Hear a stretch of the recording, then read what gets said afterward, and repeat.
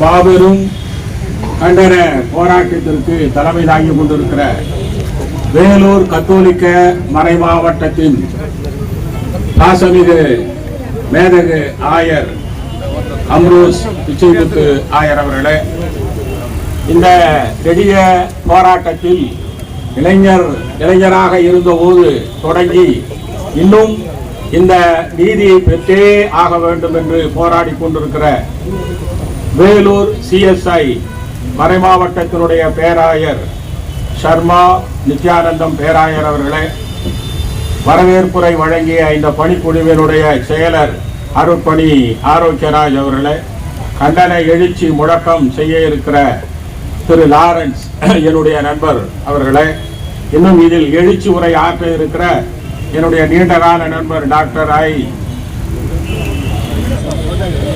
ஏன் கருப்பு நாள் என்று சொல்லுகிறோம்? இதற்கு முன்னால் வெள்ளை நாட்கள் எல்லாம் கிறிஸ்தவர்களுக்கு இருந்ததா? ஏன் இந்த நாள் கருப்பு நாளாக அறிவித்தோம்? இந்த கருப்பு நாளாக நாங்கள் இந்த போராட்ட களத்தில் 2007 தான் இந்த கருப்பு நாளை நாங்கள் அறிவித்தோம். அதிலிருந்து தொடர்ந்து போராடி கொண்டிருக்கிறோம்.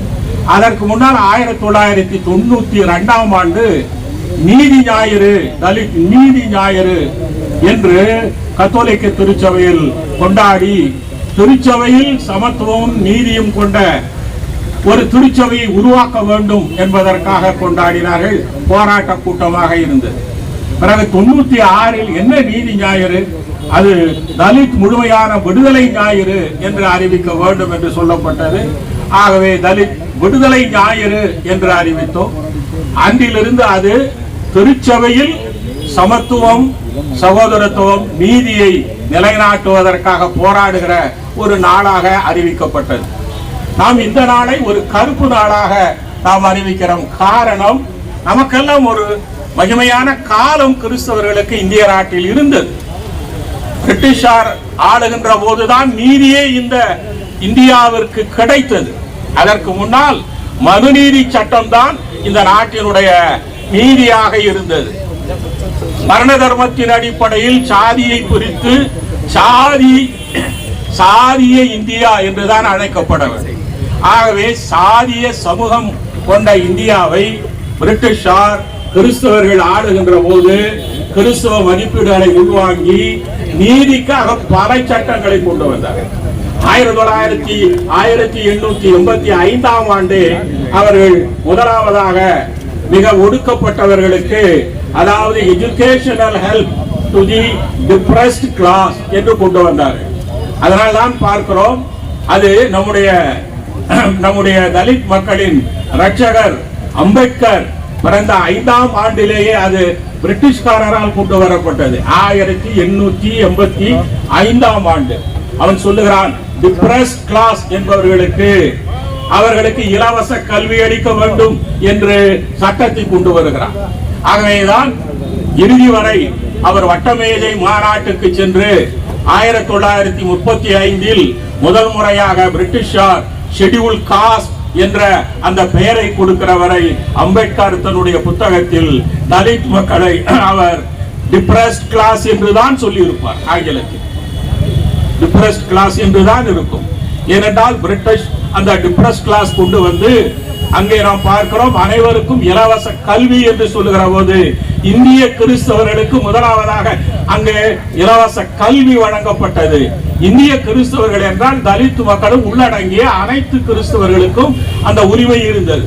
பிறகு 1919ஆம் ஆண்டு இந்திய மக்களுக்கு, அவர்களுக்கு நம்ம நிர்வாகத்தில் ஆளுவதில் இந்த இந்திய மக்களுக்கு பங்கேற்பு அளிக்க வேண்டும் என்ற ஒரு தீர்மானம் கொண்டு வந்த போது பிரிட்டிஷார் முதலாக அவர்கள் கொண்டு வந்தார்கள். இதையே இன்னும் கல்விக்கு இருப்பதை வேலை வாய்ப்புக்கும் ஒதுக்கீடு அளிக்க வேண்டும் என்று எண்ணினார்கள். அதை சரியாக செயல்படுத்தி காட்டியது மெட்ராஸ் ராஜதானி. 3 ராஜதானிகள் இருந்தது. பெங்கால் ராஜதானி, பம்பாய் ராஜதானி, இங்கே மெட்ராஸ் ராஜதானி. மெட்ராஸ் ராஜதானியை நீதி கட்சி, ஜஸ்டிஸ் பார்ட்டி ஆண்டு கொண்டிருந்தது. ஆகவே 1921ஆம் ஆண்டில் அவர்கள் கம்யூனல் ஜியோ என்று கொண்டார்கள். அதாவது சாதி மத அடிப்படையில் ஒதுக்கீடு என்பதை கொண்டு வந்தார்கள். அந்த சாதி மத அடிப்படையில் ஒதுக்கீட்டை கொண்டு வந்து பர்சன்டேஜே வச்சான்.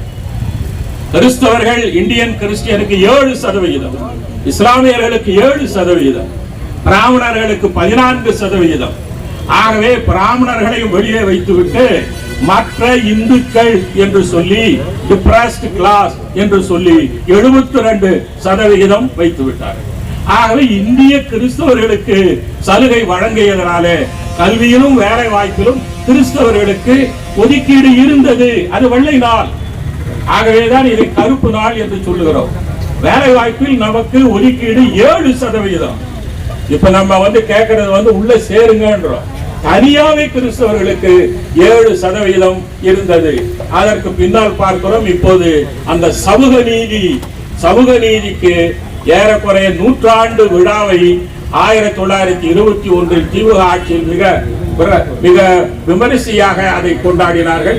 நாம் பார்க்கிறோம் இந்த சமூக நீதியை துவங்குகிற போதே கிறிஸ்தவர்களுக்கு ஒதுக்கீடு இருந்தது. பிறகு தொடர்ந்து ஒதுக்கீடு இருந்தது. ஆகவே பாபா சாஹேப் அம்பேத்கர் என்ன செய்தார்?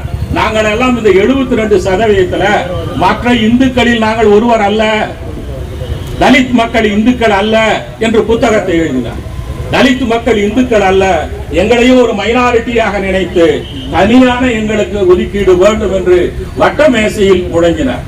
வட்ட மேசையில் அவர் கேட்டது இரட்டை வாக்குரிமை, அவர்களுக்கு தனி தொகுதியை அவர் கேட்டார்.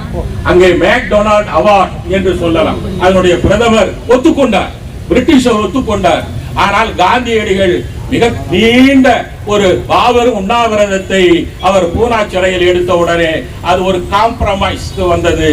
அங்கே கையெழுத்திடுகிற போது பொது ஒதுக்கீட்டு உரிமை வந்தது. அந்த உரிமை வந்த பின்னால் தான் நாம் பார்க்கிறோம் கல்வியில், வேலை வாய்ப்பில், நாம் இன்னும் பார்க்கிறோம் லெஜிஸ்லேச்சர், அதாவது சட்டசபையில், பாராளுமன்றத்தில் ஒதுக்கீடு சரியாக நிர்ணயம் செய்யப்பட்டது. அப்போது கூட கிறிஸ்தவர்களுக்கு அந்த மைனாரிட்டி ஜிஓவில் கிறிஸ்தவர்களுக்கு ஒதுக்கீடு இருந்தது. ஆகவே அதற்கு பின்னால் நாம் பார்க்கிறோம் 1950 வரை கிறிஸ்தவர்கள் இந்தியன் கிறிஸ்டியன் என்ற பெயரில் ஒதுக்கீட்டு சலுகையை அவர்கள் கல்வி ஒதுக்கீட்டு அவர்களுக்கு இருந்தது. அவர்களுக்கு நாம் பார்க்கிறோம் சட்டசபையிலும் பாராளுமன்றத்திலும் ஒதுக்கீடு இருந்தது. இன்னும் அவர்களுக்கு வேலை வாய்ப்பில் ஒதுக்கீடு இருந்தது. ஆகவேதான் கிறிஸ்தவர்கள் சார்பாக நாம் பார்க்கிறோம் அந்த அரசியல் நிர்ணய சபையிலேயே 3 பேர் இருந்தார்கள். அதில் நாம் பார்க்கிறோம் ஜெரோம் டிசூசா ஒரு ஃபாதரே இருந்தார்.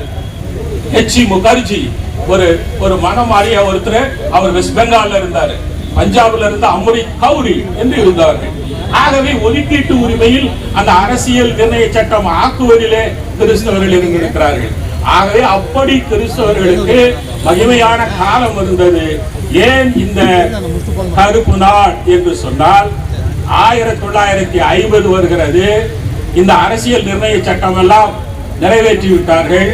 அரசியல் நிர்ணய சட்டத்தில் நாம் பார்க்கிறோம் கல்வியிலும் சமூகத்திலும் பிற்படுத்தப்பட்டவர்கள் ஷெட்யூல் இனத்தவருக்கு சிறப்பு உரிமைகளை இந்த ஸ்டேட் செய்ய வேண்டும், இந்திய அரசாங்கம் செய்ய வேண்டும் என்பதன் அடிப்படையில் 1951 முதல் அமெண்ட்மெண்ட் கொண்டு வருகிறார்கள்.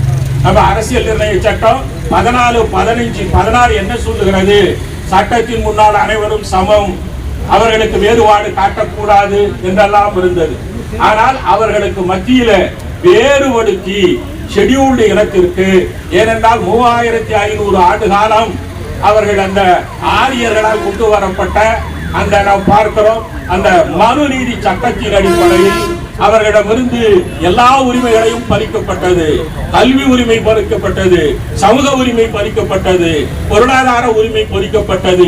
உரிமைகளற்ற ஒரு அடிமைகளாக வாழ்ந்தவர்களுக்கு அவர்களுக்கு சமூக நீதி கொடுக்க வேண்டும், அவர்களுக்கு சமநீதி கொடுக்க வேண்டும், அவர்களுக்கு ஒதுக்கீட்டு உரிமை அளிக்க வேண்டும் என்று வாதிடப்பட்டதினால் ஷெட்யூல் காஸ்ட் மக்களுக்கு ஒதுக்கீட்டு உரிமைகளை 16 அரசியல் நிர்ணய சட்டம் 16/4 மிக அருமையாக எடுத்துக் கொள்ளுகிறது. ஷெட்யூல், அதாவது educationally socially backward or scheduled caste deserve That's the special privilege of the government of India என்று இருக்கிறது. ஆகவே அந்த சட்டம் எல்லாருக்கும் உரியது, irrespective of religion. மதம், மொழி, இன வேறுபாடின்றி ஷெட்யூல் காஸ்ட் எவனுடைய பெயரெல்லாம் அந்த காஸ்ட் பட்டியலில் வருகிறதோ அவர்களுக்கு எல்லாம் அளிக்க வேண்டும் என்று வந்தது 1950 ராஜேந்திர பிரசாத் முதல் ஜனாதிபதி அவர்கள் பட்டியல் போட்டார்கள். அந்த பட்டியலில் நம்முடைய ஜாதிகள் இருக்கிறது, எல்லா ஜாதி, பறையன், வள்ளன், மாதா, மாதி எல்லா ஜாதியும் இருக்கிறது. அப்படி என்றால் என்ன, பட்டியலை போட்டாச்சு, பட்டியலில் இருக்கிறவங்களுக்கெல்லாம் ரிசர்வேஷன் கொடுக்க வேண்டியதுதான். இதுதான் ஜனாதிபதிக்கு என்ன ஒரு பவர் ஜனாதிபதி அரசியல் நிர்ணய சட்டம் அளிக்கிறது. 341வது சட்டம் என்ன சொல்லுகிறது, இந்திய நாட்டின் ஜனாதிபதி இந்த ஸ்டேட் எல்லாம் கலந்து ஆலோசித்து பட்டியல் ஜாதிகள் என்ன என்று எல்லா ஸ்டேட்ல இருந்து வாங்கி ஒரு ஷெட்யூல்டு பட்டியல், அதனால தான் ஷெட்யூல் காஸ்ட் எல்லா ஸ்டேட்ல இருந்து வாங்கி அது என்ன பண்றாரு அவரு, ஷெட்யூல் காஸ்ட் ஜாதி இல்ல, எல்லா ஜாதிகளையும் உள்ள போட்டு ஒரு டைட்டில் கொடுக்கிறாரு, ஒரு பட்டியல், ஒரு வரிசை பட்டியல், ஷெட்யூல் அது காஸ்ட் கொடுக்கிறார். அதோட என்ன, அந்த ராஜேந்திர பிரசாத் வேலை முடிஞ்சு போச்சு, போயிடும். ஆனால் ராஜேந்திர பிரசாத் இந்து மகா சபையினுடைய ஒன் ஆஃப் த பெரும் தலைவராக இருந்தவர். ஆகவே இந்துக்களும் ஜாதியும் ஒன்றாகத்தான் இருக்க வேண்டும் என்பதற்காக தலித் மக்களும் இந்து சமயமும் சமயமாக கொண்டு வருகிறார். அம்பேத்கர் சொன்னார் தலித் மக்கள் இந்துக்கள் அல்ல என்று சொன்னார். இங்கே ராஜேந்திர பிரசாத் சொல்லுகிறார் தலித் மக்கள் இந்துக்களாகத்தான், இந்துக்கள் என்று வெளியே போனால் அதுதான் கருப்பு சட்டம். அந்த நாள் தான் கருப்பு நாள். எந்த நாள் என்று சொன்னால் அது இந்த நாள். ஆகஸ்ட் 10ஆம் தேதி அவர் ஒரு கையொப்பமிடுகிறார், ஷெட்யூல் காஸ்ட். இந்து மதத்தை தழுவாத எவனும் ஷெட்யூல் காஸ்ட் என்று கருதப்பட மாட்டான். என்னாச்சு எல்லாமே. ஆகவே உரிமைகளை மறுத்த நாள் கருப்பு நாள். இந்த நாளை கிறிஸ்துவங்களுக்கு மட்டும் இல்ல, அது சிக்கியர்களுக்கு, புத்தர்களுக்கு, எல்லாருக்கும், எல்லா மைனாரிட்டிஸும் வெளியே துண்டித்தாரு. இந்துக்கள் மட்டும்தான் இருக்க வேண்டும் என்று இருந்தது. அதற்கு பின்னால் நம்முடைய போராட்டங்கள், ஏராளமான போராட்டங்களை நாம் வைத்தோம். நாம் முதல்ல இதை ஐபு, ஆல் இந்தியா கேத்தலிக் யூனியன், அதனுடைய தலைவர் பிரான்சிஸ் எடுத்தார். பிறகு GS ரெட்டி எடுத்தார். பாராளுமன்ற சட்டமன்றம் இப்போது இன்னும் நாம் பார்க்கிறது போல கூட இன்னும் நம்ம லோக்கல் பாடிஸ், இங்க இருக்கிற நம்ம உள்ளாட்சி நடக்கிற பஞ்சாயத்து தேர்தலில் கூட நம்முடைய உரிமை பறிபோனது. அத்தனை உரிமைகளையும் இழந்து மீண்டும் கிறிஸ்தவ தலித்துக்கள் அடிமையாக்கப்பட்டார். ஆகவேதான் நான் ஏறக்குறைய 90ஆம் ஆண்டு இதை தொடங்குகிற போது சொன்னேன், இந்த உலகில் ஏறக்குறைய எல்லா அடிமைகளுக்கும் விடுதலை வந்துவிட்டது. ஆனால் இந்த தலித் கிறிஸ்தவ அடிமைகளுக்கு விடுதலை இன்னும் வரவில்லை. ஏனென்றால் 3 தளங்களிலே இவன் முடக்கப்படுகிறான். இந்துவாக இருக்கும் போது இவனை தீண்டப்படாதவன் என்று சொல்லினான். கிறிஸ்தவ மதத்தில் வந்துவிட்ட பின்னாலும் முழுமையாக சமத்துவம் இல்லை. அங்கே நாம் அரசாங்கத்திடம் செல்லுகிற போது நீ ஷெட்யூல் காஸ்டே இல்லை என்ற எல்லா உரிமைகளையும் மறுக்கப்படுகிறது. ஆகவே 3 முறை ரைஸ்ட் டிஸ்கிரிமினேட்டட் கம்யூனிட்டி உலகத்துல இருக்குன்னா அது தலித் கிறிஸ்தவர்கள் மட்டும்தான். ஆனால் தன்னுடைய போராட்டத்தினால கருப்பர்கள் விடுதலை அடைந்து விட்டார்கள். அடிமையான நாடுகள் எல்லாம் விடுதலை அடைந்து விட்டது. தலித் மக்கள், அதாவது தலித் இந்துக்களை சொல்லுகிறேன், அவர்கள் 3500 ஆண்டு காலம் அடிமையாக இருந்தாலும் பாபா சாஹேப் அம்பேத்கர் கொண்டு வந்த அற்புதமான அந்த சட்ட உரிமை, அவர்களுக்கு சட்ட பாதுகாப்பு, ஒதுக்கீட்டு உரிமை அத்தனையும் அவர்களுக்கு அளிக்கப்பட்டது. ஆனால் தலித் கிறிஸ்தவர்கள் மட்டும்தான் இங்கே ஒதுக்கப்பட்டிருக்கிறார்கள். ஆகவே நேரத்தின் அருமை கருதி மிக சீக்கிரமாக நம்முடைய போராட்டங்களை சொல்லிக் கொடுக்கிறோம். 1990ஆம் ஆண்டு மாபெரும் டிபி சிங் டெல்லியில் நடத்தி 1988ஆம் ஆண்டு 1988ஆம் ஆண்டு அங்கு நாம் பார்க்கிறோம், ராஜீவ் காந்தி கேட்டுக்கொண்டதினால ஷோ யுவர் பவர் தமிழ்நாடு என்று சொன்னார். ஆகவே Michael Augustine, arch bishop Michael Augustine தலைமையில் இங்கே திருச்சியில் ஏறக்குறைய 5 லட்சம் மக்கள் அந்த ஸ்டேஷன்ல இருந்து சென்ட் ஜோசப் காலேஜ் வரை வெறும் தலைகளாக சொன்னார்கள், காவிரியா இது வீதியா என்ற கேட்கிற அளவில் தமிழகத்தில் அல்ல இந்தியாவில் இருந்து குவிந்தார்கள். தொடர்ந்து வந்து 90ஆம் ஆண்டு வருகிற விபி சிங் சொன்னார் என்னுடைய காலத்தில் கொடுப்பேன் என்று சொன்னார். ஆகவே அவருடைய காலத்தில் திரும்பவும் இங்கிருந்து நாங்கள் ஒரு பெரிய ட்ரெயின், நானும் வந்து அசாரியா ஆர்ச் பிஷப்போ ஒன்னா சேர்ந்து இங்கிருந்து 2300 பேரை ட்ரெயின்ல கொண்டு போனாங்க. 1,00,000 மக்களை டெல்லியில் காட்டினோம். அங்கும் எங்களுக்கு கிடைக்கவில்லை. எல்லா கட்சிக்காரனும் கொடுக்கறான்ட்டு நம்மளை ஏமாற்றியதுதான் நிச்சயமாக இருக்கிறது. 90இல் கொடுக்கிறேன் என்று சொன்னார். கொடுக்க வருவதற்கு முன்பால் பாஜக அந்த ஆட்சியே கவிழ்த்தது. பிறகு அவருக்கு பின்னால் நாம் பார்க்கிறோம் ஆட்சி காங்கிரஸ் ஆட்சி மீண்டும் வருகிற 92 இந்த போராட்டத்தை நான் தொடங்குகிறேன். அந்த போராட்டத்தை தொடங்கிய நாளிலிருந்தே நாம் பார்க்கிறோம். அப்போது அந்த வெல்ஃபேர் மினிஸ்டராக இருந்தார். அந்த சமயத்தில் மண்டல் கமிஷன் எல்லாம் நாங்கள் அவர் என்ன கொடுத்திருந்தோம், காக்கை கலையல்கால் கமிஷன், அதுல இருந்து நாம் பார்க்கிறோம் சிதம்பரம் கமிஷன், பிறகு சட்டநாதன் கமிஷன், மண்டல் கமிஷன் கூட மதம் மாறிய தலித் கிறிஸ்தவர்கள் நிலை மாறவில்லை, அவர்களுக்கு ஒதுக்கீட்டு உரிமை கொடுக்க வேண்டும் என்றுதான் எல்லா பேக்வர்ட் கிளாஸ் கமிஷனும் சொல்லி இருக்கிறார். நாங்கள் ஏறக்குறைய 13 கமிஷனுடைய ஸ்டேட்மெண்ட் கொண்டு போயிட்டு நாங்க நரசிம்மராவ் கிட்ட கொடுத்தோம். பிறகு நரசிம்மராவ் எங்களை அலை கழித்து விட்டார். நான் ஒரு 5 வருஷம் அந்த ஆளுகிட்ட படாத பாடுவோம். டெய்லி பேசிஸ் போயினே இருப்போம். அங்க வந்து வி நாராயணசாமி எங்களுக்கு வந்து ஒரு அட்வொகேட் மாதிரி, அவர் எம்பி, அவர் வந்து எங்களுக்கு வந்து மைக்கேல் ஆகஸ்டின் பிஷப் சொன்னதுனால ஒரு உதவி செய்வார். வாரம் பார்க்குவோம். ஆனாலும் வந்து கொடுக்குறேன். முதல்ல என்ன சொன்னாரு, நீங்க போயிட்டு ஒரு எம்பிங்களோட சைனேச்சர் எல்லாம் வாங்கிடுவாங்க. 350 ஒவ்வொரு வீடா போய் இந்த 350 எம்பிஸ் கிட்ட அவர்களுக்கு சிக்னேச்சர் வாங்கி மதம் மாறிய தலித் கிறிஸ்தவர்களுக்கு எஸ்சி உரிமை வழங்கலாம் என்று அவர்கள் கொடுத்தார்கள். அதை வந்து கொடுத்தோம். பிறகு அவர் நின்றுகிட்டே இருந்தாரு. திரும்பவும் நீங்கள் என்ன செய்ய வேண்டும், இந்த கட்சி கன்சென்சஸ் வருகின்ற வரை கட்சி தலைவர்களை பாருங்கள். எல்லா கட்சி தலைவர்களிடம் எல்லா கடிதம் வாங்கி கொடுத்தோம். இறுதியிலே அவர் வந்து என்ன சொன்னா, அவருக்கு ஒரு பிரஷர் கொடுக்கிறதுக்காக 1995ஆம் ஆண்டு புனித அன்னை தெரேசாவின் தலைமையில் ஹங்கர் ஸ்ட்ரைக் 15 நாள் டிக்ளேர் பண்ணி இந்தியாவிலிருந்து ஆயிரக்கணக்கான மக்களை வரவழைத்து 500 பேர் அங்க தங்கி ஒரு பெரிய போராட்டத்தை வைத்தோம். எல்லா பள்ளிகளையும் நம்ம வந்து க்ளோஸ் பண்ணோம்.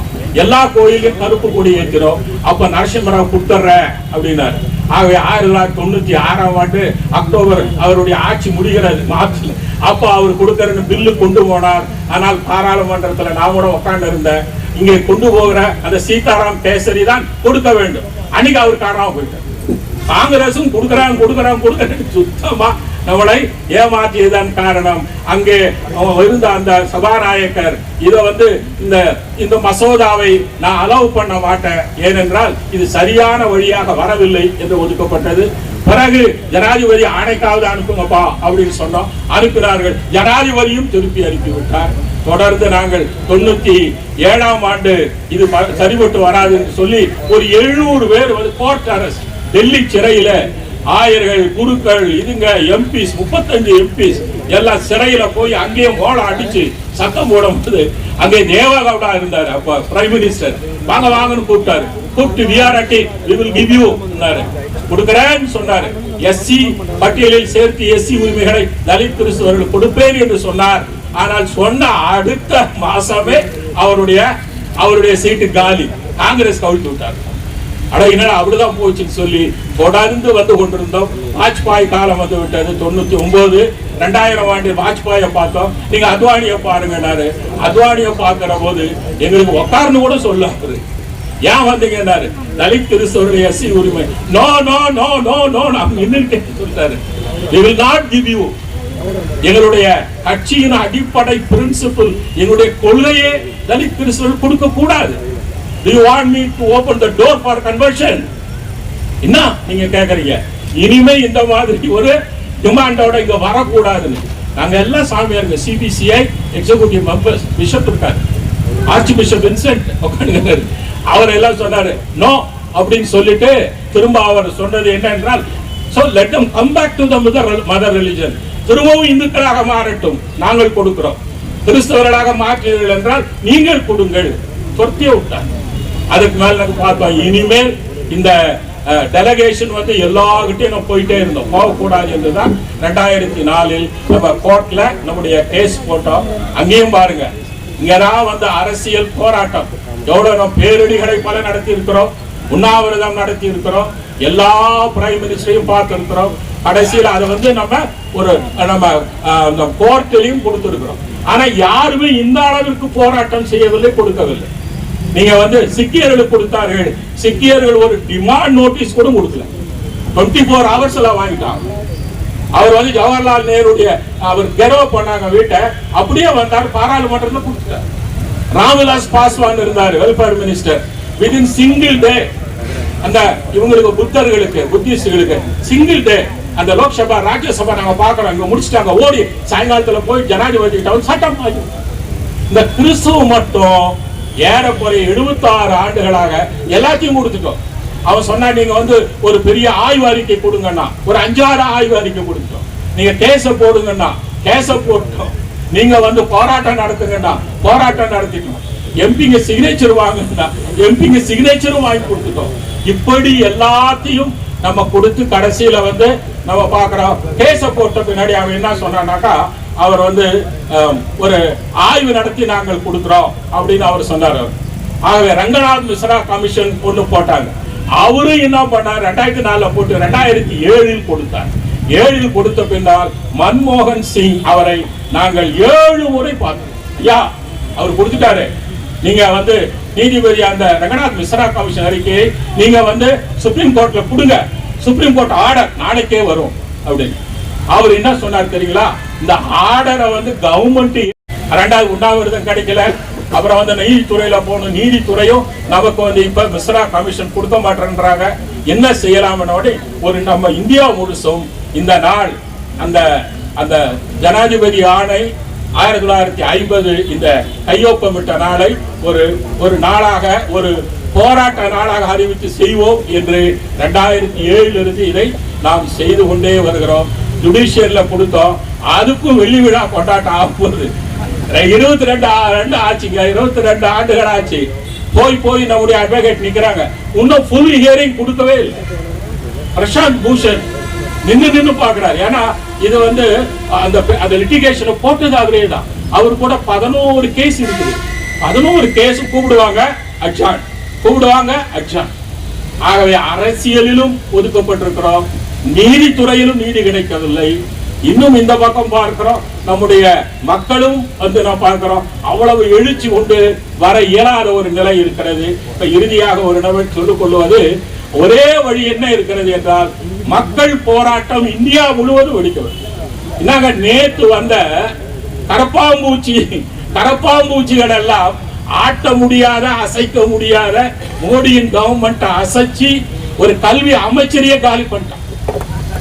சிங்கிள் பர்சன், ஒரு இளம் துடிப்புள்ள இளம் சிங்கம், ஒரு தலித் இளம் சிங்கம் அமெரிக்காவில் போன கூட ஒரு ஏழை குடும்பத்தில் பிறந்த அபிஜித்தா, அவர் வந்து அந்த ஏழை குடிமகன் தலித் இளைஞன் ஒரே நாள் 24 ஹவர்ஸ் வந்தான். அவன் வந்து ஜந்தர் மந்தர்ல உட்கார்ந்தா. ஏறக்குறை 24ஆம் தேதி 24 போராட்டம் தான். ஆகவே நான் பார்க்கிறோம், காக்ரோச் ஜனதா பார்ட்டி என்பது இந்த கரப்பாம்பூச்சி என்னடா செய்யுன்னு பார்த்தாங்க. ஆனா கரப்பாம்பூச்சி தான் அரித்து அந்த அநீதியை ஒழித்து நீதி கிடைத்திருக்கிறது.